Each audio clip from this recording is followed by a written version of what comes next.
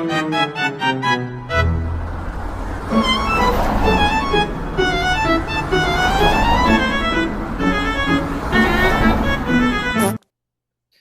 memulai presentasi ini, izin kami untuk membuka terlebih dahulu. Assalamualaikum warahmatullahi wabarakatuh. Selamat pagi, Bapak Erik Norris, Eskom, selaku dosen pengampu mata kuliah Mobil Programming 1. Di sini sebelum memulai, izin kami untuk memperkenalkan terlebih dahulu. Perkenalkan, nama saya Dika Pamungkas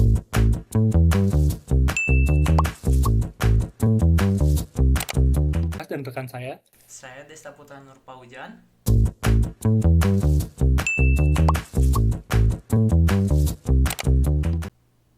Saya Hafiz Alma Arif Karim Amrowo.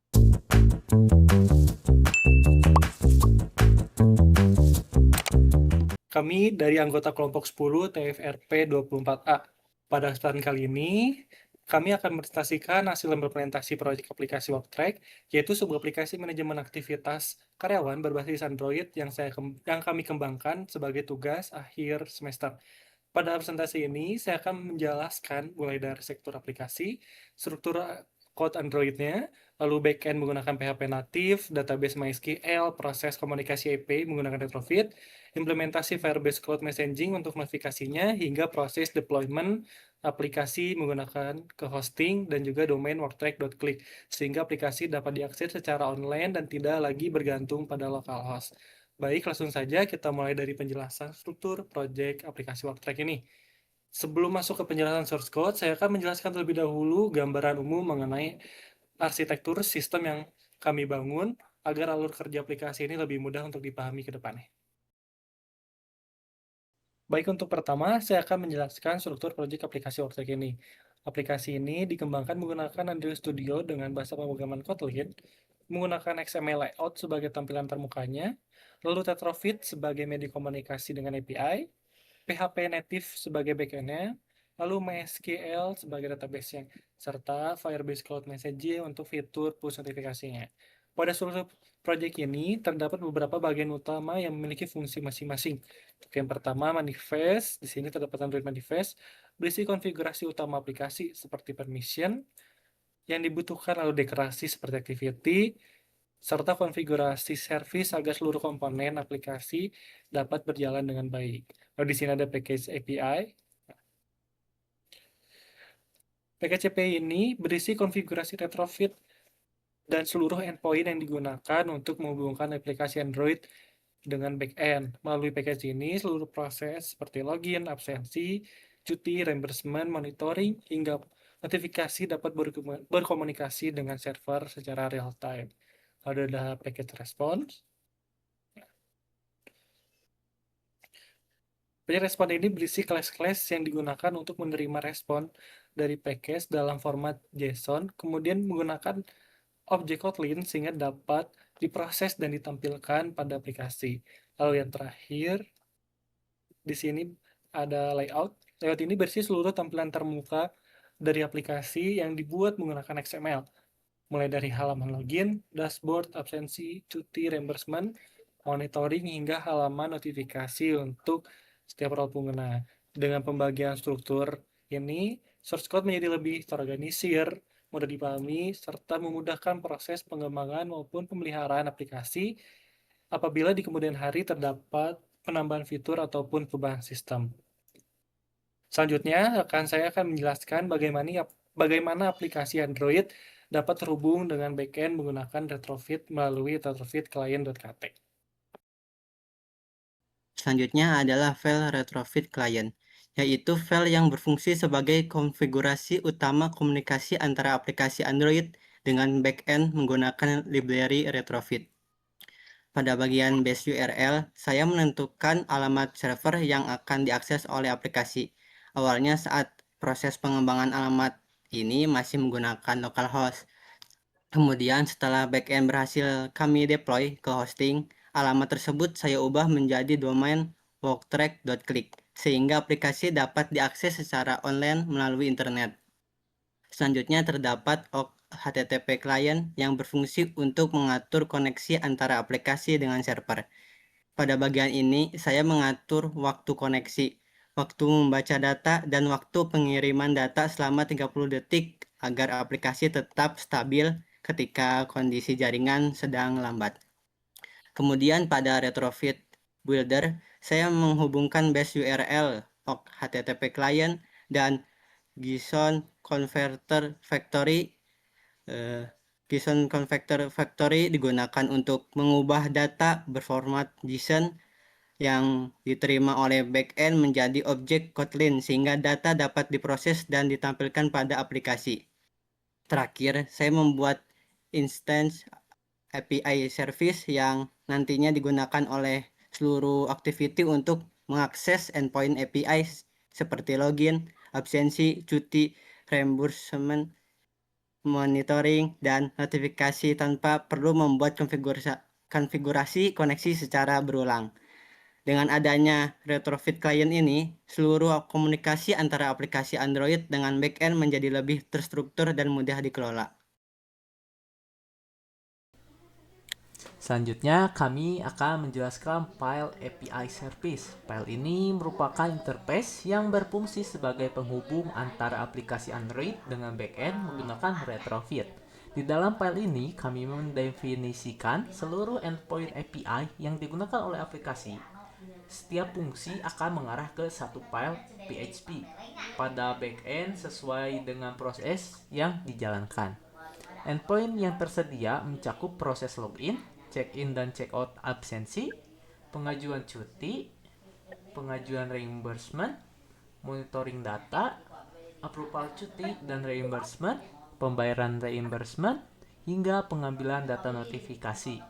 Selain itu, pada fitur reimbursement, kami menggunakan metode multi-part karena selalu mengirim data. Aplikasi juga mengirim file bukti reimbursement berupa gambar ke server. Dengan memusatkan seluruh endpoint API pada satu file, komunikasi antara aplikasi Android dan backend menjadi lebih terstruktur, mudah dikelola, serta memudahkan proses pengembangan apabila di kemudian hari terdapat penambahan fitur baru. Selanjutnya, kami di sini akan menjelaskan package response. Package ini berisi kelas-kelas respon yang digunakan untuk menerima data dari backend dalam format JSON. Nah, tiap endpoint API memiliki respon yang berbeda, sehingga kami membuat kelas respon ini sesuai dengan kebutuhan masing-masing fitur, seperti login response, lalu absensi response, cuti respon, reimbursement respon, monitoring response, hingga notifikasi respon. Nah, melalui kelas respon ini, data JSON yang dikirim oleh backend dapat secara otomatis dikonversi menjadi objek Kotlin menggunakan JSON Converter Factory, sehingga dapat langsung diproses dan ditampilkan pada aplikasinya. Dengan pemisahan respon ini, seperti proses pengelolaan data menjadi lebih rapih, mudah dipahami, dan juga memudahkan ketika terdapat perubahan ataupun penambahan data dari backend-nya. Kita coba lihat salah satunya pada login response. Di sini terdapat file success boolean, file message string, file data user data. Sebagai contoh pada login response, backend akan mengirim status login, pesan, dan juga data pengguna. Seluruh data ini akan diterima oleh kelas ini sebelum digunakan pada aplikasi. Selanjutnya, kami akan menjelaskan kelas Session Manager. Kelas ini berfungsi untuk mengolah sesi login pengguna pada aplikasi menggunakan share preference, sehingga data pengguna dapat tetap tersimpan meskipun aplikasi ditutup. Pada kelas ini terdapat fungsi save login yang digunakan untuk menyimpan informasi pengguna setelah proses login berhasil. Data yang disimpan meliputi status login, ID pengguna, nama pengguna, serta role pengguna. Kemudian terdapat beberapa fungsi seperti isLogin, get ID user, get nama, dan get role yang digunakan untuk mengambil kembali data pengguna yang telah tersimpan.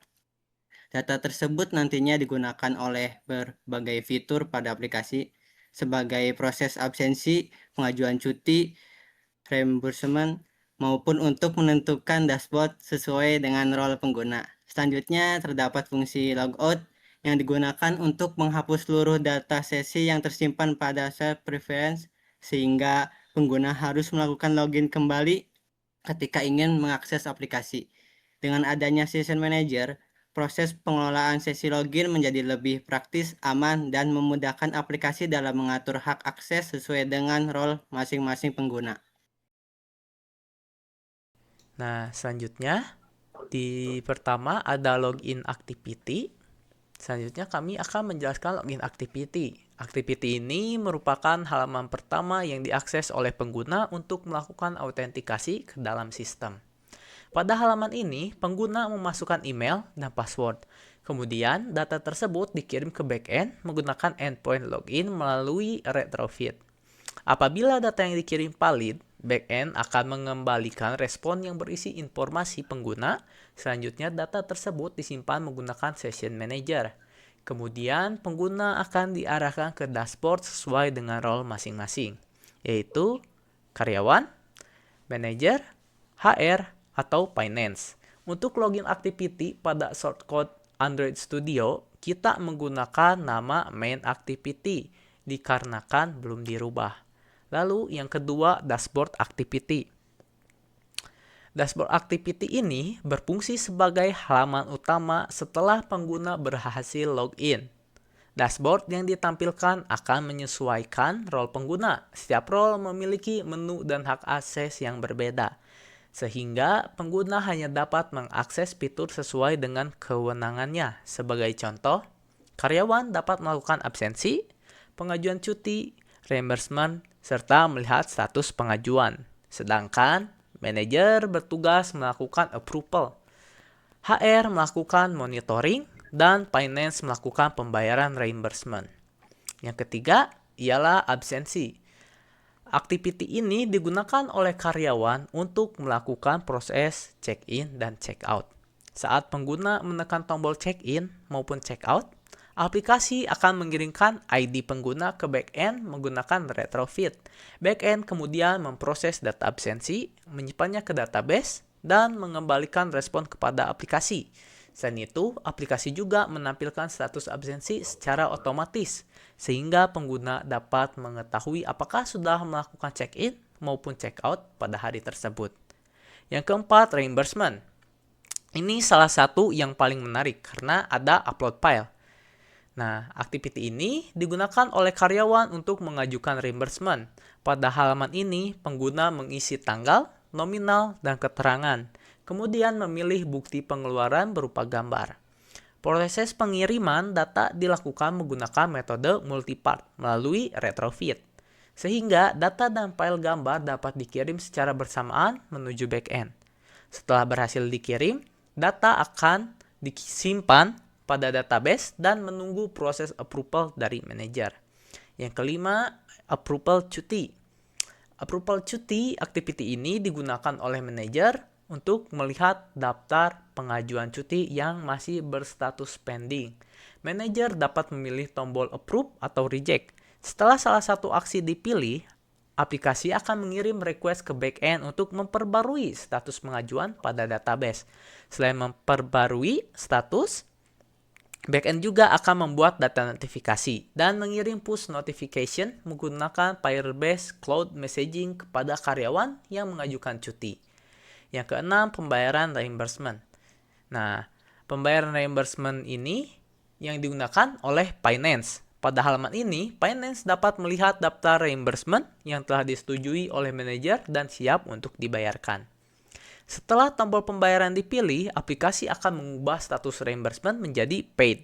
Kemudian, backend menyimpan perubahan tersebut ke database serta mengirimkan notifikasi kepada karyawan bahwa reimbursement telah dibayarkan. Melalui seluruh aktiviti tersebut, setiap role memiliki hak akses dan fungsi yang berbeda sesuai kebutuhan sistem. Seluruh proses komunikasi data dilakukan menggunakan retrofit, sedangkan seluruh data disimpan dan diproses pada backend PHP native yang terhubung dengan database MySQL. Selanjutnya, kami akan menjelaskan implementasi backend pada aplikasi ini. Pada backend, sebenarnya terdapat cukup banyak file PHP yang telah digunakan untuk setiap fitur pada aplikasi. Namun, pada presentasi ini, kami hanya akan menjelaskan beberapa file utama yang akan mewakili keseluruhan alur kerja sistem. File-file tersebut dipilih karena merupakan komponen inti yang menangani koneksi database, proses autentifikasi pengguna, approval pembayaran reimbursement, serta mengirim push notifikasi menggunakan Firebase. Nah, untuk file yang pertama yang akan kami jelaskan di sini adalah koneksi PHP. File ini merupakan file utama yang digunakan untuk menghubungkan backend dengan database MySQL. Seluruh file PHP ini pada backend akan mengakses database melalui file koneksi PHP ini, sehingga konfigurasi koneksi cukup digunakan pada satu tempat. Setelah backend berhasil dideploy, setelah backend ini telah dideploy ke hosting, maka konfigurasi database kami sesuaikan dengan database yang telah dibuat pada cPanel sehingga seluruh endpoint dapat mengakses database secara real time. Lalu yang kedua adalah login PHP. Nah, file ini digunakan untuk memproses autentikansi pengguna ketika pengguna masukkan email dan juga password pada aplikasi, data tersebut dikirim melalui retrofit menuju file ini.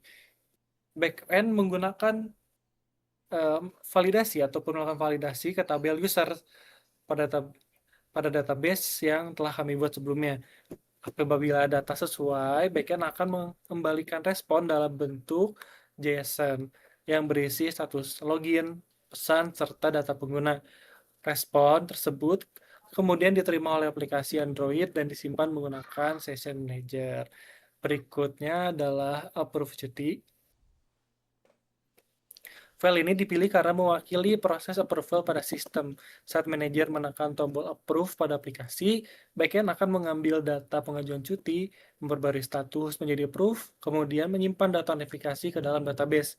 Setelah respon berhasil dikirim, aplikasi Android backend akan mengirim push notifikasi kepada karyawan menggunakan Firebase Cloud Messaging.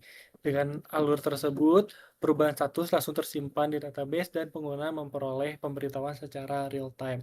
Lalu approve reimbursement. Nah, di sini approve reimbursement ini alur kerjanya hampir sama dengan approval cuti. Ketika manajer menyetujui reimbursement, backend akan memperbarui status reimbursement menjadi approve, menyimpan notifikasi ke database, kemudian mengirim push notifikasi kepada pengguna melalui Firebase. Nah, dengan demikian seluruh proses approval dapat langsung diketahui oleh karyawan tanpa perlu melakukan pengecekan secara manual. Lalu selanjutnya, paid reimbursement. Karena file ini mewakili proses yang dilakukan oleh role finance, nah, ketika finance melakukan pembayaran reimbursement, backend akan mengubah status reimbursement menjadi paid, menyimpan riwayat ke notifikasi ke database, mengirim respon ke aplikasi Android, kemudian mengirim push notifikasi kepada karyawan sebagai informasi bahwa reimbursement telah berhasil dibayarkan. Lalu file yang terakhir di sini adalah Firebase Helper. Jadi filter ini berfungsi sebagai pusat pengiriman push notifikasi menggunakan Firebase Cloud Messaging. Di dalam file ini, backend membuat akses token menggunakan service account Firebase. Kemudian membangun request Firebase Cloud untuk mengirimkan notifikasi ke perangkat Android berdasarkan FCM token yang dimiliki setiap pengguna. Dengan adanya file ini, seluruh proses pengiriman notifikasi pada fitur approval cuti, approval reimbursement, maupun pembayaran reimbursement dapat menggunakan satu fungsi yang sama sehingga kode menjadi lebih terstruktur dan mudah untuk dipelihara ataupun dikembangkan di kemudian harinya. Selanjutnya, kami akan menjelaskan proses deployment aplikasi ke hosting dan domain. Pada tahap pengembangan, backend aplikasi masih dijalankan menggunakan XAMPP pada localhost sehingga aplikasi Android hanya dapat diakses apabila perangkat dan komputer berada pada jaringan yang sama. Agar aplikasi dapat digunakan secara online, kami terlebih dahulu membeli sebuah domain dengan nama worktrack.click serta layanan server hosting sebagai server untuk menjalankan backend aplikasi. Setelah domain dan hosting berhasil aktif, kami melakukan konfigurasi melalui cPanel, mulai dari mengaktifkan domain, membuat database MySQL, membuat user database beserta hak aksesnya, kemudian mengimpor seluruh database yang sebelumnya berada pada localhost ke dalam database hosting. Selanjutnya, kami mengunggah seluruh file backend PHP ke dalam folder public HTML. Kemudian menyesuaikan konfigurasi koneksi database pada file koneksi.php agar terhubung dengan database yang terdapat pada server hosting. Setelah backend berhasil dijalankan, kami mengubah base URL pada retrofit client sehingga seluruh request pada aplikasi Android tidak lagi mengarah ke localhost melainkan langsung menuju domain worktrack.click. Dengan proses deployment ini, backend PHP, database MySQL, serta Firebase Cloud Messaging telah berjalan pada server hosting, sehingga aplikasi Worktrack dapat digunakan secara online melalui internet tanpa bergantung pada komputer pengembangan atau jaringan lokal. Dengan demikian, seluruh komponen aplikasi mulai dari front-end Android, back-end PHP native, database MySQL, Firebase Cloud Messaging, hingga hosting dan domain telah berhasil terintegrasi menjadi satu sistem yang utuh. Selanjutnya, kami akan mendemonstrasikan implementasi aplikasi Worktrack beserta fitur-fitur yang telah berhasil kami kembangkan.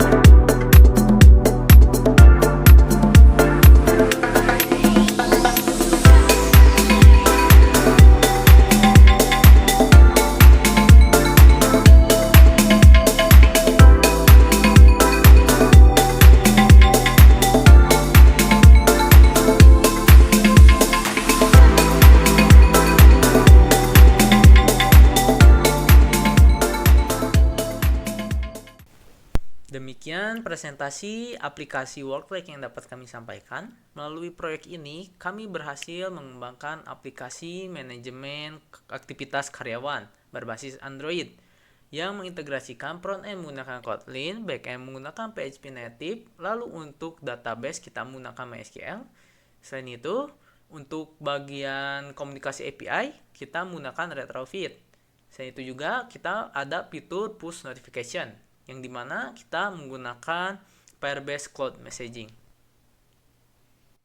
Dan itu kita juga telah melakukan proses deployment dengan membeli layanan hosting dan juga domain dengan mengonfigurasikan di cPanel, menghubungkan Android ke server online. Dengan demikian, aplikasi WorkTrack tidak bergantung kepada server localhost dan telah dapat diakses di internet menggunakan domain worktrack.click.